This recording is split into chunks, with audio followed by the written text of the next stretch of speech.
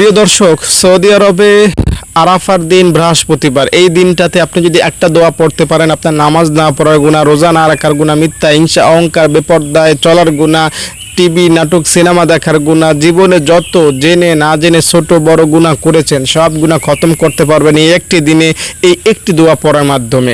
আমি দায়িত্ব নিয়ে বলছি, আপনি দোয়াটা পড়বেন আরাফার দিন বৃহস্পতিবার, আপনার গুনাহ নিঃসন্দেহে 100% মূল থেকে মাফ হবে। এমন না যে আল্লাহ অর্ধেক মাফ করবেন অর্ধেক রেখে দেবেন, না। আপনি যেদিন জন্ম নিয়েছিলেন সেদিন আপনার কোনো গুনাহ ছিল না, আরাফার দিন এই দোয়াটা পড়ার ফলে আপনি সেদিনের মতো হতে পারবেন, বা আরাফার দিন হাজিরা হজ করে যেমন নিষ্পাপ হন, আপনিও তেমন নিষ্পাপ হয়ে যেতে পারবেন। আল্লাহুম্মা ইন্নী আসআলুকা বিআন্নাকা আনতাল্লাহ লা ইলাহা ইল্লা আনতাল আহাদুস সামাদুল্লাযী লাম ইয়ালিদ ওয়া লাম ইউলাদ ওয়া লাম ইয়াকুল লাহু কুফুয়ান আহাদ। এই দোয়াটার ক্ষেত্রে রাসূলুল্লাহ সাল্লাল্লাহু আলাইহি সাল্লাম কসম করেছেন আল্লাহর নামের। নবী বলেছেন, আমি আল্লাহর নামের কসম করে বলছি, তোমরা যদি দোয়াটা পড়ো, এরপর কোনো কিছু আল্লাহ তাআলার কাছে চাও, আল্লাহ তোমাকে সেটা দিয়ে দিবেন।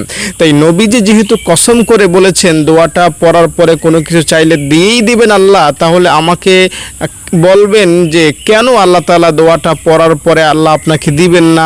আপনি যদি গুনাহ মুক্তির কামনা করেন, আল্লাহ আপনাকে কেন ক্ষমা করবেন না? আপনি যদি অভাব মুক্তির দোয়া করেন, আল্লাহ আপনার অভাব কেন দূর করবেন না? আপনি যদি জান্নাত কামনা করেন, আল্লাহ কেন আপনাকে জান্নাত দিবেন না? যেখানে নবীজি আল্লাহর নামের কসম করে দোয়াটা বলেছেন। তাই আমি আপনাকে দায়িত্ব নিয়ে বলছি, আরাফার দিন দোয়া কবুলের দিন, এই দিনে আল্লাহ তাআলা হাজার হাজার মানুষকে ক্ষমা করে থাকেন। এই দিনটাতে কেন্দ্র করে যদি আপনি এই ইসমে আজম নামক এই মূল্যবান দোয়াটা মুখ থেকে একবার বের করতে পারেন, মনে আশা পূরণের জন্য বা গুনাহ মাফের জন্য বা জান্নাত পাওয়ার আশার জন্য, যে কোনো একটা আশা নিয়ে যদি দোয়াটা পড়তে পারেন, নিঃসন্দেহে শতভাগ গ্যারান্টি সহকারে বলছি আল্লাহ তাআলা সেই আশা পূরণ করবেন, সেই কামনা আল্লাহ তাআলা পূরণ করবেন। দর্শক, ভিডিওটা যদি ভালো লেগে থাকে অবশ্যই একটা লাইক দিবেন এবং কমেন্টে আমিন লিখবেন। আমি আপনার জন্য মন থেকে দোয়া করব, আমার সব ছাত্রীদের নিয়ে তাহাজ্জুদের সময় ইশরাকের পরে আগে ইনশাআল্লাহ আপনার জন্য দোয়া করব।